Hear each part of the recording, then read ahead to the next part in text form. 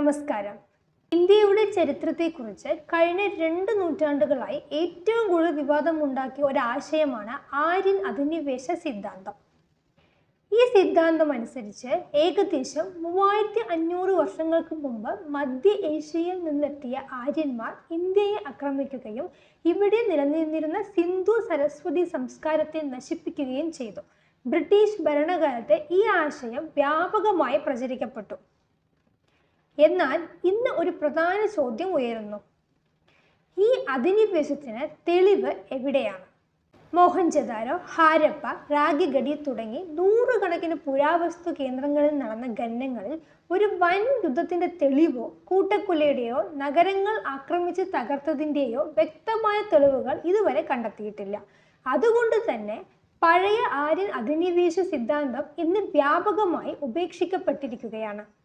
പുരാവസ്തു ഗവേഷകനായ ബി ലാൽ ഉൾപ്പെടെയുള്ള നിരവധി ഗവേഷകർ ഇന്ത്യയിലെ സംസ്കാരത്തിൽ വലിയൊരു തുടർച്ചയാണ് കാണുന്നതെന്ന് വാദിച്ചിട്ടുണ്ട്. സിന്ധു സംസ്കാരത്തിൽ നിന്ന് പിന്നീട് വന്ന സംസ്കാരങ്ങളിലേക്ക് പൂർണ്ണമായ ഒരു വിച്ഛേദമല്ല, മറിച്ച് ഒരു പരിണാമമാണ് കാണുന്നതെന്നാണ് അവരുടെ നിരീക്ഷണം.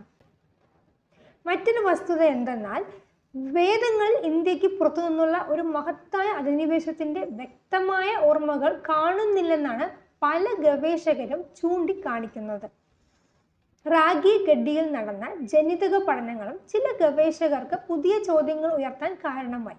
അവയിൽ ചിലർ പഴയ അധിനിവേശ മാതൃകയെ പിന്തുണയ്ക്കാൻ മതിയായ തെളിവുകൾ ഇല്ലെന്ന് അഭിപ്രായപ്പെട്ടു.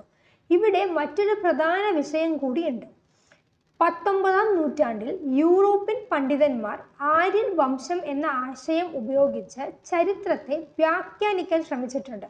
പിന്നീട് ആ ആര്യൻ വംശം എന്ന വംശീയ ധാരണ തന്നെ ശാസ്ത്രീയമായി തള്ളിക്കളയപ്പെട്ടു. ഇന്ന് ഭാഷയും സംസ്കാരവുമാണ് കൂടുതൽ പഠന വിഷയങ്ങൾ. ശുദ്ധ ആര്യൻ വംശം എന്ന ആശയം ശാസ്ത്രലോകം ഇന്ന് അംഗീകരിക്കുന്നില്ല. അതിനാൽ നമുക്ക് ചോദിക്കാം, ഇന്ത്യയുടെ മഹത്തായ സംസ്കാരത്തെ മനസ്സിലാക്കാൻ നമുക്ക് നിർബന്ധമായും ഒരു വിദേശ അധിനിവേശ കഥ വേണമോ? അല്ലെങ്കിൽ ഇന്ത്യയുടെ സംസ്കാരം ആയിരക്കണക്കിന് വർഷങ്ങളായി ഇവിടെ ജീവിച്ച ജനതയുടെ പരിശ്രമത്തിൻ്റെയും അറിവിൻ്റെയും ഫലമായി വളർന്നു വന്നതാണോ? ഈ ചോദ്യങ്ങൾക്ക് ഉത്തരങ്ങൾ തേടേണ്ടത് വികാരങ്ങളിലൂടെയല്ല, തെളിവുകളിലൂടെയാണ്. ചരിത്രം രാഷ്ട്രീയത്തിൻ്റെ തടവുകാരനാവരുത്. അത് സത്യാന്വേഷണത്തിൻ്റെ വഴിയിലൂടെ മുന്നോട്ട് പോകണം.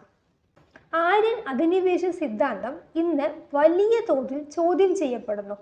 പല ഗവേഷകരും അതിനെ ചരിത്രമായി കാണുന്നില്ല. അതേസമയം ചിലർ കുടിയേറ്റ സിദ്ധാന്തത്തെ പിന്തുണയ്ക്കുന്നു.